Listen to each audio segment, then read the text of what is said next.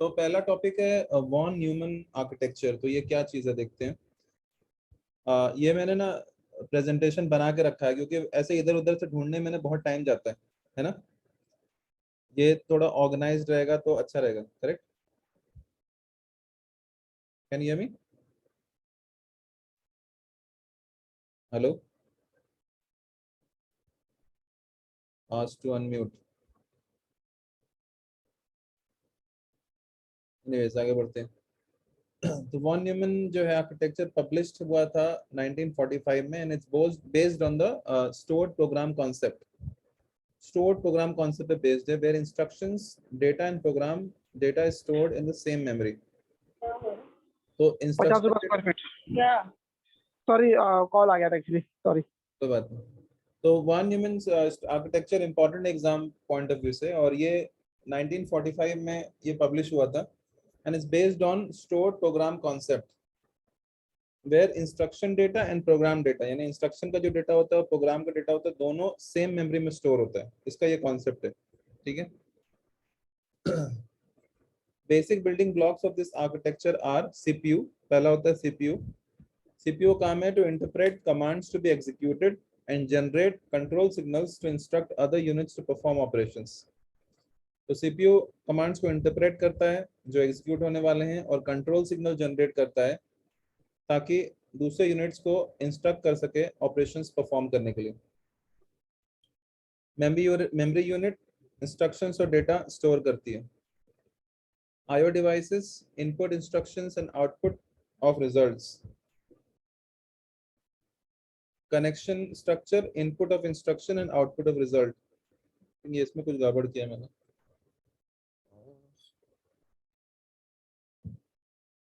Register and other circuitry।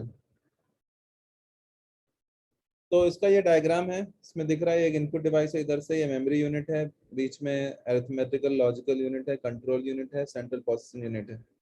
ये output devices हैं। इधर से इनपुट जाता है, इधर से आउटपुट जाता है, बीच में मेमोरी यूनिट है आपका और सीपीयू है। तो ये डायग्राम हमें एग्जाम में बनाना होगा। तो ये डायग्राम एक बार देख लो।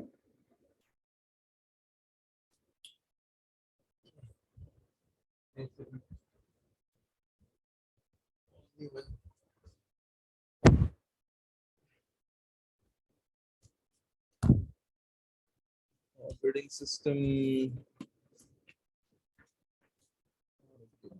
बैग में। ठीक है। फीचर्स इसके, each memory unit having multiple locations have different addresses. Her memory unit के मल्टीपल लोकेशंस होते हैं जिसके अलग अलग एड्रेसेस होते हैं। A computer program consists of instructions and data। CPU processes the data stored in the memory as per program instructions। CPU data को store करता है मेमोरी में प्रोग्राम इंस्ट्रक्शन के हिसाब से। Results are stored in the memory और output devices। तो इसके रिजल्ट होते हैं वो मेमोरी में और आउटपुट डिवाइसेस में स्टोर होते हैं। Registers are used by data processing operations in CPU। और बसेस जो होती हैं जैसे address bus, data bus, control bus are use for communication for communicating the address, data and control signals. Spelling mistake है यहाँ पे। Are use for communicating the address. ठीक है। तो सज्जन अभी इसको एक रिकैप मारते हैं इसका। किसने ज्वाइन श्योर। किया? दिव्या। ओके। तो अब so tell me what is von Neumann architecture. Hindi में बताओ। आई थिंक हिंदी में बताओ तो ज्यादा याद रहेगा।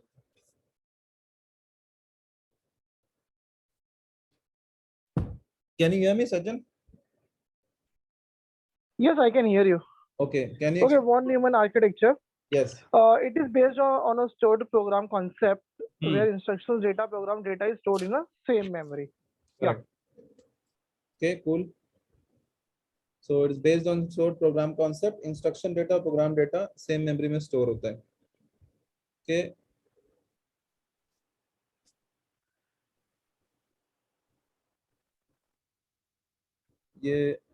ये वाला Basic building block. एक सेकंड ना, CPU. Yeah. ये वाला गड़बड़ है। एक सेकंड करेक्ट कर लो इसको। Allow us communication between components. हाँ ठीक है, स्टार्ट करो। Okay, Neumann architecture, a basic building component is CPU, memory unit, I/O devices, and connection structure. CPU interprets commands to be executed and generates control signal to instruct other unit to perform the operations. This is the basic working of the CPU also.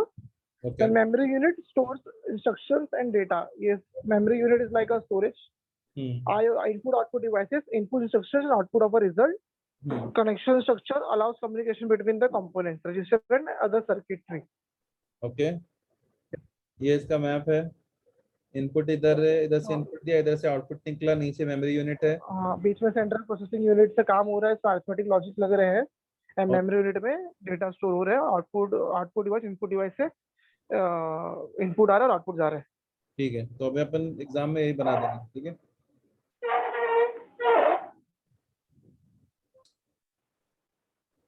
let's recap this. Neumann architecture. Each memory unit having multiple location have different addresses. A computer program consists of instructions and data. CPU processes the data stored in the memory as per program instructions. The results are stored in the memory or output devices. Registers are used by the data processing operations in CPU. Buses are used for the communicating the addresses, data and control signals. कितने तरह की buses? Address bus, data bus और control bus. ठीक है, आगे बढ़ते हैं। 3 buses. Input devices fetches data or commands from and CPU execute. And CPU executed it. Yeah. When task is complete, result is stored in the output devices. Task complete होने के बाद result output device में store हो जाता है। ठीक है, अब कैश अपन रिपीट करेंगे क्योंकि हमने कैश ऑलरेडी पढ़ चुके हैं। ठीक है, so what is cache? It's a small high speed buffer memory located between CPU and main memory. तो CPU और main memory के बीच में कैश मेमोरी होती है, जो कि छोटी सी high speed buffer memory. Data is transferred in form of words between cache memory and CPU. ये कैश मेमोरी है और ये सीपीयू है, इसके बीच में जो डेटा ट्रांसफर होता है वो वर्ड्स के फॉर्म में होता है। जरूरत क्या है? मेन इसका रीजन ये है परफॉर्मेंस। सीपीयू को जो डेटा चाहिए होता है बहुत फास्ट चाहिए होता है। अगर वो मेन मेमोरी यानी रैम से लेकर आएगा तो बहुत टाइम लग जाएगा। इसलिए डेटा जो कैश में स्टोर्ड है वो उसको तुरंत मिल जाता है, so it's able to match its CPU speed. उसके अलावा जब भी कोई नया प्रोग्राम आता है मेन मेमोरी में तो उसको जो भी उसका पार्ट प्रोग्राम का तुरंत रिक्वायर्ड होता है वो तो यूज हो जाता है, लेकिन बाकी जो फ्यूचर में लगने वाला है उसको कैश में स्टोर करते हैं। ठीक है, yes. Move on. Cash mapping. Cache mapping is a technique by which the contents of the main memory are brought into cache memory. तो ये जो हमने डायग्राम देखा था जिसमें से मेन मेमोरी से कैश मेमोरी में डेटा आता है, तो उसको लाने की क्या अलग अलग टेक्निक्स हैं वो हम बता रहे हैं यहाँ पे। तो डायरेक्ट मैपिंग है, फुली एसोसिएटिव मैपिंग है और के वे सेट एसोसिएटिव मैपिंग है। अब पढ़ते हैं रजिस्टर्स। तो what are registers? Well, registers है फास्ट मेमोरी। रजिस्टर भी एक मेमोरी है, फास्ट मेमोरी, जो कि सीपीयू के अंदर होती है। And it is used to accept, store and transfer data and instructions that are being immediately required by the CPU. तो सीपीयू को जो तुरंत डेटा चाहिए होता है या इंस्ट्रक्शंस चाहिए होते हैं तो वो रजिस्टर्स में से मिल जाती हैं। अभी कल भी हमने पढ़ा था कि जब भी कोई डेटा चाहिए होता है सीपीयू को, वो मैप भी था हमारे पास, सॉरी डायग्राम, जिसमें सीपीयू पहले रजिस्टर में ढूंढता है, रजिस्टर में नहीं मिलता तो कैश में जाता है, कैश में नहीं मिलता है तो रैम में जाता है, फिर रैम में नहीं मिलता है तो हार्ड डिस्क में जाता है। तो इस तरह से वो डेटा ढूंढता है। सबसे पहले वो रजिस्टर में देखेगा। तो register is nothing but a fast memory to accept, store and transfer data and instructions that are being immediately needed by CPU. Can be considered as a group of flip-flops. Each flip-flop is capable of storing 1 bit of information. ये कल अपन ने पढ़ा था। They are also called processor registers, and it may hold an instruction, storage address, or any data, bit sequence, individual characters. Common तरह के register होते हैं। एक होता है accumulator रजिस्टर, जो बेसिकली टेम्परेरी डेटा होल्ड करता है, AR कहते हैं इसको। एग्जाम में हो सकता है कि इसका नाम ना दे, सिर्फ AR बोल दे, तो हमें पता होना चाहिए कि एक्यूमुलेटर रजिस्टर के बारे में बात कर रहा है। ये important question by the way. For short term intermediate storage of arithmetic and logical data in CPU. तो कोई भी कैलकुलेशन कर रहा है, मान लो कई नंबर जोड़ रहा है आपस में, तो दो नंबर को जोड़ के टेम्पररी जो वैल्यू होल्ड करनी होती है शॉर्ट टर्म के लिए, वो अक्यूमुलेटर रजिस्टर में स्टोर होती है. दूसरा होता है मेमोरी रजिस्टर MAR, 12 बिट्स का होता है और holds the address for the memory. Stores either memory address from which data will be fetched to CPU or address to which data will be sent and stored. तो या तो वो memory address store करेगा which data will be fetched, और या तो which data will be sent. It also holds the memory location of the data to be accessed.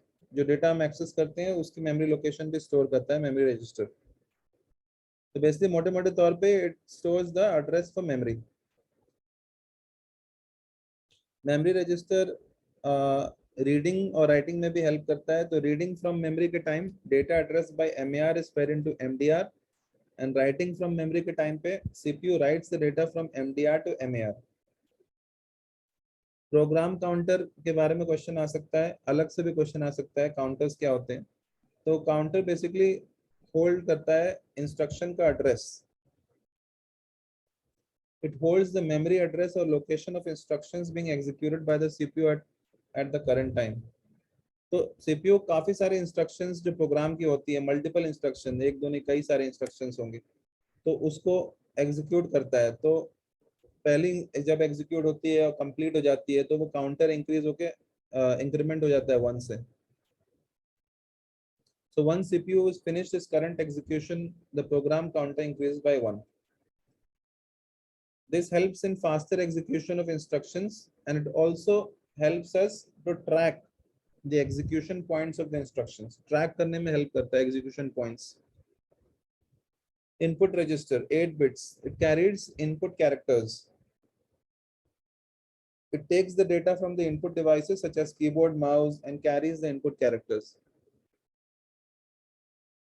फिर last होता है हमारा इंस्ट्रक्शन रजिस्टर, जो कि इंस्ट्रक्शन कोड को होल्ड करता है. It's part of the CPU's control unit and it holds the instruction currently being executed or decoded. ठीक है. फिर होता है instruction cycle. Animation. Okay, instruction cycle पे हमने कल पढ़ा था. सो कंप्यूटर बूटअप के टाइम से लेके जब तक शटडाउन नहीं होता, जो भी इसमें आई थिंक 4 प्रोसेस है ना, एज आई नो 4 प्रोसेस रहेंगे. फेच एंड decode, execute और code. Decode, execute and cycle. Right. So in a cycle followed by CPU to process instructions. तो इंस्ट्रक्शन साइकिल नथिंग बट एक cycle है जो CPU follow करता है अपने process को इंस्ट्रक्शंस को प्रोसेस करने में. और उसकी लाइफ साइकिल है जब स्टार्ट होता है और एंड होता है, उसके बीच में जितने भी इंस्ट्रक्शंस प्रोसेस करता है तो उसको प्रोसेस करने के लिए जो साइकिल फॉलो करता है, that is the instruction cycle. So like you said, it is fetch. So it fetches the instruction from the memory. Instruction fetch will bring the instructions placed in the memory location into the instruction register. Next is decode. It decodes the instruction. Encoded instructions present in instruction register is interpreted by decoder. तो decoder क्या करता है? Decode करता है instructions को. फिर होता है read. तो जो भी एड्रेस है डेटा का वो रीड करता है मेमोरी से. So once addresses of the operand are known, जिसपे हम जो भी कैलकुलेशन परफॉर्म कर रहे हैं ऑपरेंड पे, उनका एड्रेस जब हमें पता चल जाता है तो उनको CPU रजिस्टर में लाया जाता है ताकि ऑपरेशन परफॉर्म कर सके.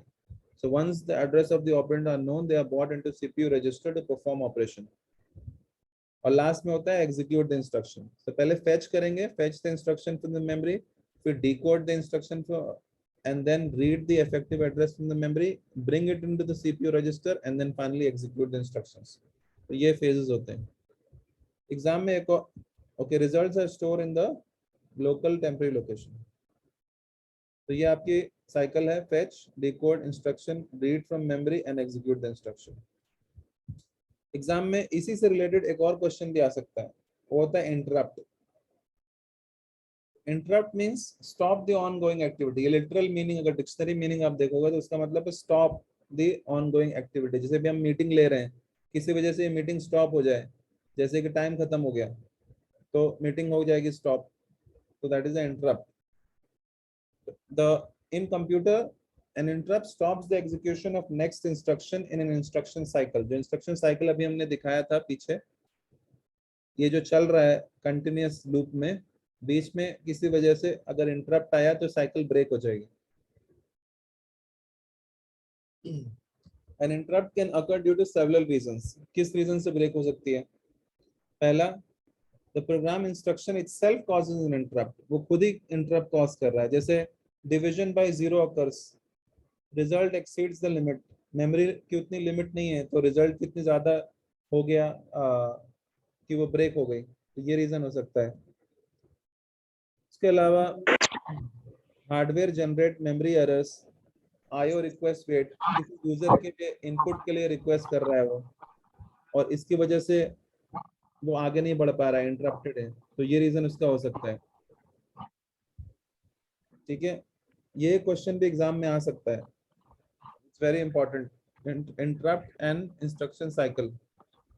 तो अगर इंटरप्ट हुआ तो किस तरह से इंस्ट्रक्शन साइकिल चलेंगे? सो इसका स्टेप ये है कि let's say CPU is executing a program x.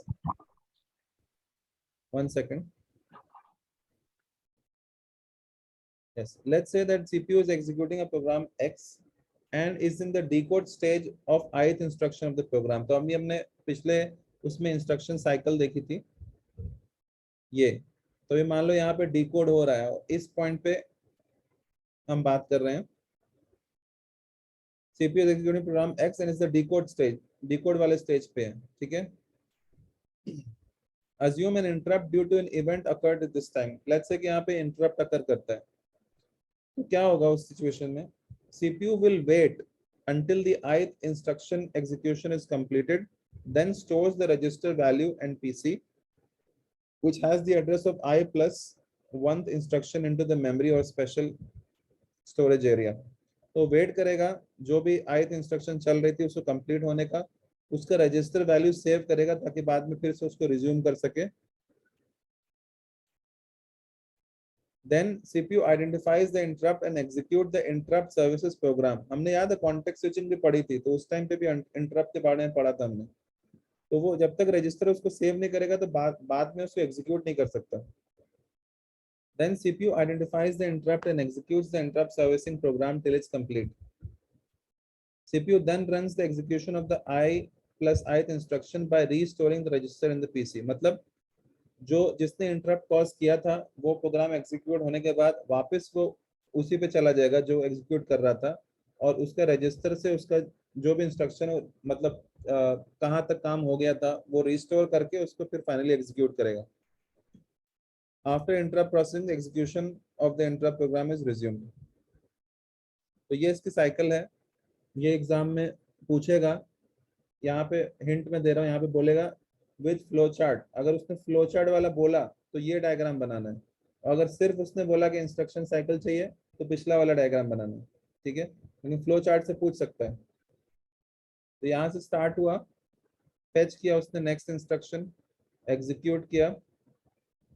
यहाँ पे अगर इंटरप्ट हुआ तो check for the process interrupt, यहाँ पे चेक करेगा, फिर interrupt cycle, execute cycle, fetch cycle, वापस यहाँ चला जाएगा और यही फॉलो होगा।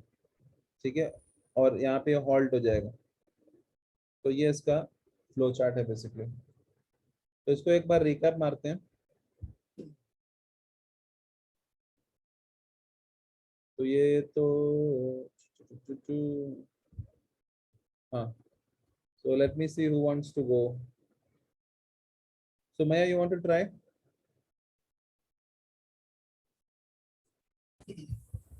Okay, I'll try.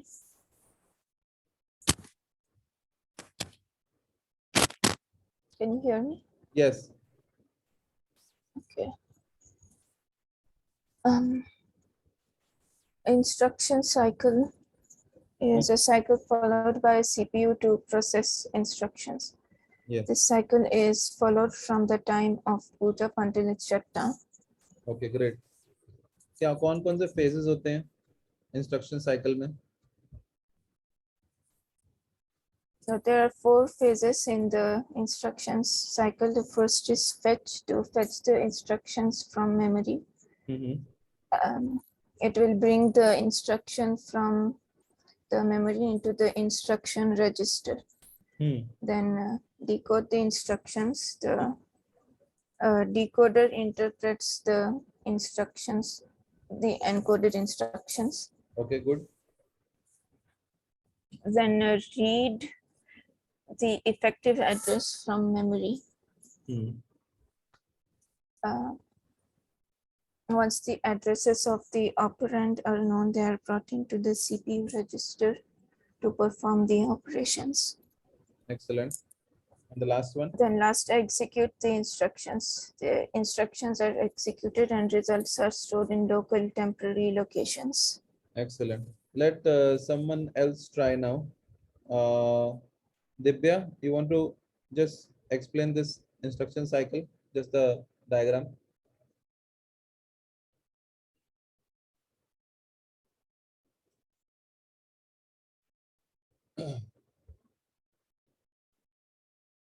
Divya, can you hear me?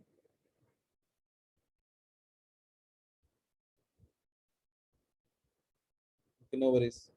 I'll continue. तो ये इंस्ट्रक्शन साइकिल का फैच है, फिर डिकोड है, रीड है और एग्जीक्यूट है. ठीक है, फटाफट आगे बढ़ते हैं. Interrupt means stop an ongoing activity. Computer system में interrupt stops the execution of the next instruction. It can occur due to several reasons. Program खुद अपने आप को इंटरप्ट कर दे, जैसे डिवीजन बाय 0, रिजल्ट एक्सीड्स, या फिर क्लॉक इनिशिएट हो गई, प्रोग्राम टाइम लिमिट एक्सपायर हो गया, मतलब बहुत टाइम लग रहा है, वो प्रोग्राम हो ही नहीं रहा खत्म, तो टाइम लिमिट एक्सीड हो गई, आईओ रिक्वेस्ट के लिए वेट हो गया, या हार्डवेयर जनरेट मेमोरी एरर्स. तो इस रीजन की वजह से इंटरप्ट हो सकते हैं. और भी रीजन होते हैं, ये कॉमन रीजन है. तो वो एक्सप्लेन करने के लिए पूछेगा इंटरप्ट एंड इंस्ट्रक्शन साइकिल. तो बताना है इसमें कि let's say CPU is executing program X, it's in the decode stage. assume interrupt occurs, CPU waits till the ith instruction is complete. वो complete होने के बाद stores the register values which has the address of I plus 1 instruction into the memory.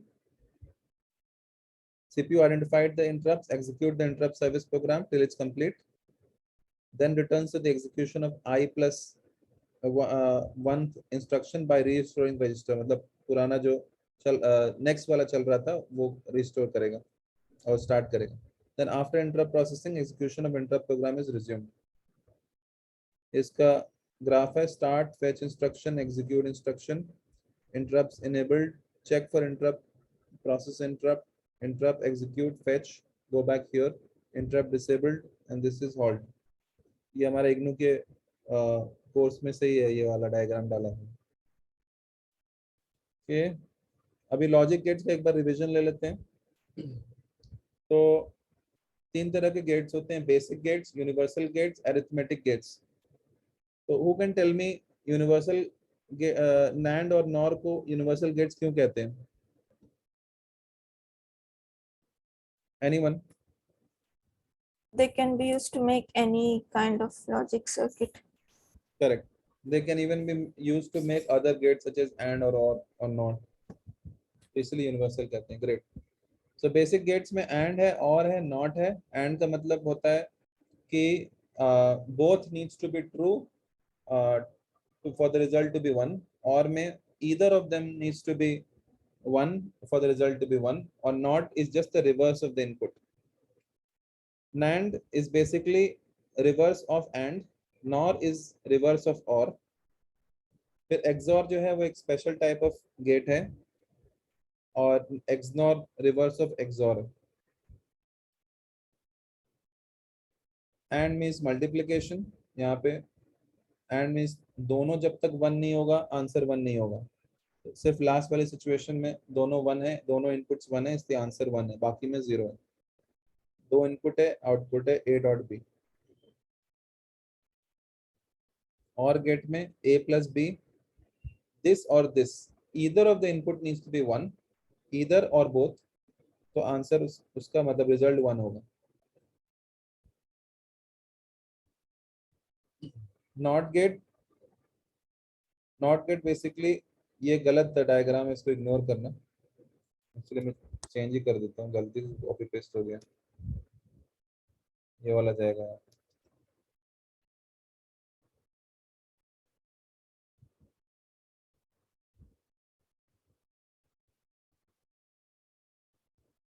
ठीक है. Not is just the reverse of the input. ये input है, ये output है. ये वाई लिखना चाहिए था मुझे यहाँ पे, एक्चुअली कंफ्यूज होगा. ठीक है. 0 है तो 1 हो जाएगा, 1 है तो 0 हो जाएगा. Just the reverse. It is also called complement. So it complements the input, means output is the reverse of input. NAND gate बनता है NOT और AND को मिला के. ठीक है. Combination of AND plus NOT. Since NOT produces complement, NAND is the complement of AND. जो भी AND produce करता है उसका reverse हो जाता है NAND.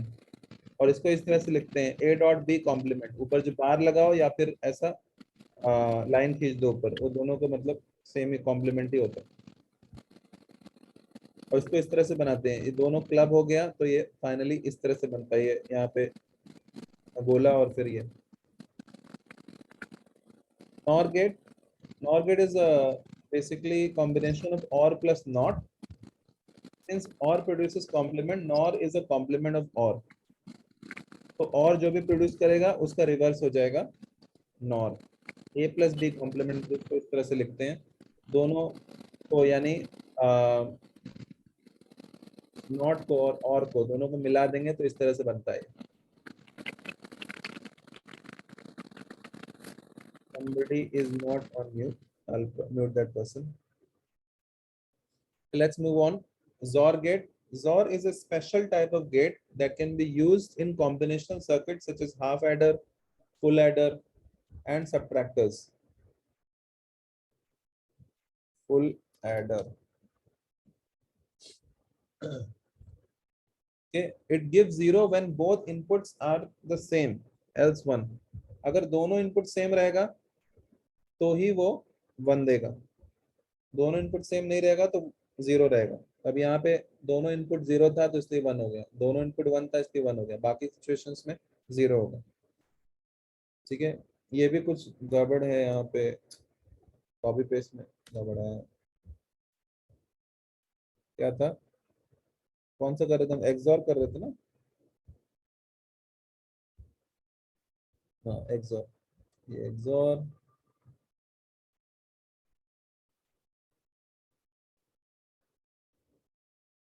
परफेक्ट. ठीक है, आगे बढ़ते हैं. XNOR is just the reverse of XOR. So complement of XOR. XOR जो भी प्रोड्यूस करेगा उसका रिवर्स हो जाएगा. It gives 1 when both inputs are the same, else 0. दोनों इनपुट सेम होंगे तो 1 देगा, अदरवाइज 0 देगा. कुछ इस तरह से बनता है. मल्टीप्लेक्सर, ये भी एग्जाम पॉइंट ऑफ व्यू से इंपॉर्टेंट क्वेश्चन है. So multiplexer is a device that selects between several analog or digital input signals and forwards the selected input to a single output line. The selection is directed by a separate set of digital inputs known as select lines. A multiplexer of 2 inputs has n select lines. Number of inputs is equal to 2 to the power n. मैं लिख नहीं पाया यहाँ पे n, but 2 to the power n है ये. और n है is the number of select lines. Example, एक एग्जाम्पल हमें देना होगा एग्जाम में. 2 into 1 का मल्टीप्लेक्सर का एग्जाम्पल दे सकते हैं. In this there are 2 inputs. Let's say A0 and A1 and one select line S and a single input. So number of inputs equal to 2 to the power n. तो 2 to the power 1 यानी 2 input लगेंगे इसमें. तो इसका diagram देख लो, ये exam में बनाना होगा. इसका ट्रूथ टेबल और इसका डायग्राम. तो यहाँ पे 2 इनपुट हैं, A1 और A0. ठीक है. और आउटपुट इसका Y है. तो ये 2 इंटू मल्टीप्लेक्सर का, ये इसका सेलेक्ट है। इसका जो लॉजिक गेट है वो कुछ इस तरह से बनता है। ये आपका एंड गेट हो गया, ये आपका, ये भी एंड गेट है। यहाँ से सेलेक्ट इनपुट दिया, A0 यहाँ पे दिया, A1 यहाँ पे दिया, और फाइनली रिजल्ट ये है। Okay, what are the advantages of multiplexer?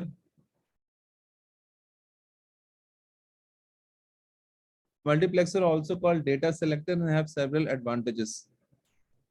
Reduces the number of wires, reduces circuit complexity and cost, implementation of various circuits. ठीक है, अब इसका एक रिकैप लेते हैं, उसके बाद आगे बढ़ते हैं। Okay, let's start with the Sajjan. Multiplexer क्या होते हैं? थोड़ा मैं बिजी हूँ एक्चुअली, थोड़ा भाई का काम आ गया है। कोई बात, continue. We'll go, but you are there on the line, right? Yes, मैं सुन रहा हूँ, लेक्चर सुन रहा हूँ। Okay, ठीक है। Sumaya, you want to go? A multiplexer is a device that selects between several analog or digital input signals and forwards the selected input to a single output line. Okay, so it selects between several analog or digital input signals. It has 2 raised to n input lines and a single output line. Okay. The selection lines are n, right? Yeah. Separate set of digital input. ये तुमने पढ़ लिया है multiplexer? Yes. Okay, good. Selection is directed by a separate set of digital input known as select lines. Please carry on. A multiplexer of 2 inputs has n select lines. Number of inputs is 2 raised to n, and n is number of select lines. Yes. Example of a multiplexer.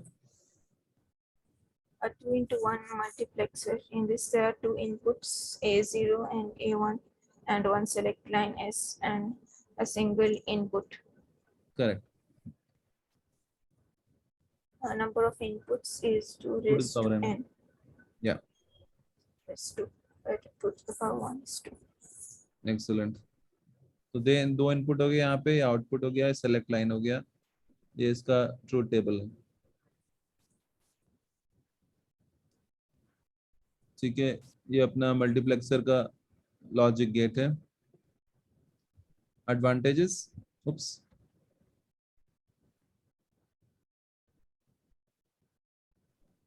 carry on. Advantages of a multiplexer. It's also called a data selector, and it has several advantages. Reduces number of wires, reduces circuit complexity and cost, and it can implement various circuits with it. Yes. Encoder और decoder पढ़ते हैं, ये भी important है। तुमने भी उसमें mark किया है ना सुमैया अपने नोट्स में? Yeah. ये इम्पोर्टेंट है, क्वेश्चन रिपीट हुआ ना काफी बार। तुमने जो बनाया है वो कैसे बनाया है? वो एग्जाम पेपर से देख के बनाया क्या? नहीं, बुक में से देख के। अच्छा, ओके। एग्जाम पेपर में भी और बुक में भी। तो है ना, ये काफी बार रिपीट हुआ है एनकोडर डिकोडर। बेसिकली मतलब वो इंपॉर्टेंट क्वेश्चन है क्या जो नोट्स उसके अंदर है? हाँ, करेक्ट। जो सुमैया ने बनाए नोट्स उसमें मैक्सिमम ऑलरेडी मैंने कवर किए हैं। कुछ मुझे लगता है तुम्हारे नोट्स में इतने इंपॉर्टेंट नहीं है सुमैया, मैं बताऊंगा अभी थोड़ी देर में कौन से। तो an encoder is a device that converts analog to digital signal. Analog से डिजिटल में कन्वर्ट करता है एनकोडर, और इसी का रिवर्स होता है decoder. It is a combinational circuit. ये combinational circuit है that converts binary information in form of 2 n input lines into n output lines. When an input signal is applied to an encoder, the logic circuitry converts converts it into coded binary output. तो binary output में उसको convert करती है। ठीक है, तो analogue से digital में कन्वर्ट करते हैं, कॉम्बिनेशनल सर्किट होती है, converts binary information in form of 2n input lines to n output lines. So 2n input line है, n यहाँ पे नंबर होगा, तो जैसे कि ये 2n जो भी नंबर है यहाँ पे उसी का n आउटपुट लाइन यहाँ पे मिलेगा। एग्जाम्पल 4/2 बिट्स बाइनरी एनकोडर, जैसे उसका एग्जाम्पल लिया था हमने पीछे, इस तरह इसका भी एग्जाम्पल है। In this encoder there are 4 inputs and outputs. 2 to the power n का फॉर्मूला लगाएंगे into n, इसका मतलब ये हुआ 2 into 2 which is 4 inputs and 2 outputs। तो देखो 4 इनपुट है, 1 2 3 4 और 2 आउटपुट है। फॉर्मूला हमारा ये है 2 to the power n into n। यहाँ पे पहला वाला 2 to the power n वो इनपुट के लिए है और ये 2 जो है वो आउटपुट के लिए। तो 4 इनपुट्स एंड 2 आउटपुट्स, ये 4 into 2 बिट्स बाइनरी एनकोडर है। तो इसमें 4 इनपुट हो गया और 2 जो वैल्यू है वो आउटपुट हो गया। ये थोड़ा इजी डायग्राम है बनाने के लिए। डिकोडर एकदम रिवर्स है उसका। Decoder converts coded signal to original signal. Encoder क्या करता था, डिजिटल टू एनालॉग, यहाँ पे एनालॉग टू डिजिटल। तो मतलब जो भी कोड किया था कोड एनकोडर ने, उसी को डिकोड करना है यहाँ पे। So it is a combination circuit like encoder, but its operation is exactly the reverse of that of the encoder. It converts n lines of input into 2 to the power n lines of output. ठीक है, तो n lines of input into 2 to the power n lines of output। तो ये मतलब raised to the power हो जाता है। Example 2 to the 4, उसमें 4 to the 4 into 2 था, इसमें 2 to the 4 है because उसका reverse। In this decoder there are 2 inputs and 4 outputs। Formula उसमें था 2 to the power n into n, यहाँ पे रिवर्स है, इसमें n into 2 to the power n है। मींस 2 हो गया इनपुट और 2 into 2 यानी 4 हो गया आउटपुट। तो 2 इनपुट एंड 4 आउटपुट। अगर एनकोडर और डिकोडर को साथ में डाल दिया जाए, अभी जो हमने देखा था, तो कुछ इस तरह से आएगा। 4 into 2 का एनकोडर था और 2 into 4 का डिकोडर था। 4 इनपुट यहाँ से मिले, 2 आउटपुट मिला, वही 2 आउटपुट हमने डिकोडर को दे दिया तो उसने 4 एज एन इनपुट, तो उसने 4 आउटपुट यहाँ से निकाल दिए। तो ये साथ में, अगर पूछेगा कि एनकोडर और डिकोडर को साथ में डायग्राम बनाओ, तो we can show it like that. ठीक है, I don't think we need a recap for encoder and decoder, it's quite simple, right. फिर आता है program logical devices. So programmable logical devices यानी PLD is an electronic component used to build the configurable digital circuits। Digital circuits जो कि कॉन्फ़िगरेबल हो, उनको build करने के लिए हम प्रोग्रामेबल लॉजिकल डिवाइस यानी PLD का इस्तेमाल करते हैं। Unlike standard integrated circuits which consist of logical gates with fixed functions, a PLD has an undefined function at the time of manufacture। तो मैन्युफैक्चर के टाइम पे PLD के पास अनडिफाइंड फंक्शन होता है, लेकिन स्टैंडर्ड इंटीग्रेटेड सर्किट में logical gets होते हैं फिक्स फंक्शन के साथ। उसी का रिवर्स है PLD। PLD में अनडिफाइंड होते हैं और स्टैंडर्ड इंटीग्रेटेड सर्किट में फिक्स फंक्शन होते हैं। Before a PLD can be used circuit, it must be programmed and configured by using a specialized program। Circuit में लगाने से पहले इसको प्रोग्राम और रिकॉन्फ़िगर करना जरूरी है using specialized program. PLD is an integrated circuit with large number of logical gates। तो ये भी एक IC ही है जिसमें बहुत सारे लॉजिकल गेट्स हैं, जो कि प्रोग्राम किया गया है by the software to perform specific digital logical function. ठीक है, advantages of PLD: low development cost, less space, easy to troubleshoot, less design time, high switching speed, high design security, easy design modification, high reliability, easy circuit testing, no need for time consuming logical design, easy to change the design, and adoption of new technology is quick and easy। तो types पढ़ने से पहले एक बार recap देख लेते हैं। Okay, so who wants to go? Sajjan, अभी भी तुम काम कर रहे हो? Should I? नहीं, मैं देख रहा हूँ। Sure. Okay, so do you want to give a recap? Sure, yes. Programmable logic devices, an electronic component used to build the reconfigurable digital circuits। Unlike the standard integrated circuits, which consist of logical gates with fixed function, a PLD has an undefined function at time of manufacture. Before a PLD can be used in a circuit, it must be programmed, reconfigured by using a specialized program. PLD is an integrated circuit with a large number of logical gates, which is programmed by software to perform a specific digital logical function. Right. Yeah. क्या advantages हैं इसके? Low development cost, less space requirement, easy for troubleshoot, less design time, high switching speed, high design security, easy design modification, high reliability, easy circuit testing, no need for time consuming logic design of some random logic gate network devices, easy to change the design, and adoption of a new technology is quick and easy. Okay, excellent. Guys, call अगर drop हो तो मैं वापस से link भेजूंगा, just letting you know. Okay. अब अलग अलग तरह के प्रोग्रामेबल लॉजिकल डिवाइस होते हैं. पहला होता है programmable read only memory PROM, फिर होता है प्रोग्रामेबल अरे लॉजिक पाल, और तीसरा होता है प्रोग्रामेबल लॉजिक अरे. एग्जाम पॉइंट ऑफ व्यू से लास्ट वाला इंपॉर्टेंट है, इसको अलग से पूछ सकता है. So what is a PLA, programmable logical device? It's type of programmable logical device, मतलब पीएलडी ही है वो, एक तरह का टाइप है. पढ़ा? हाँ, करेक्ट. जैसे हमने पढ़ा, it's a type only, but it's used to build the reconfigurable digital circuit, and it has a fixed architecture.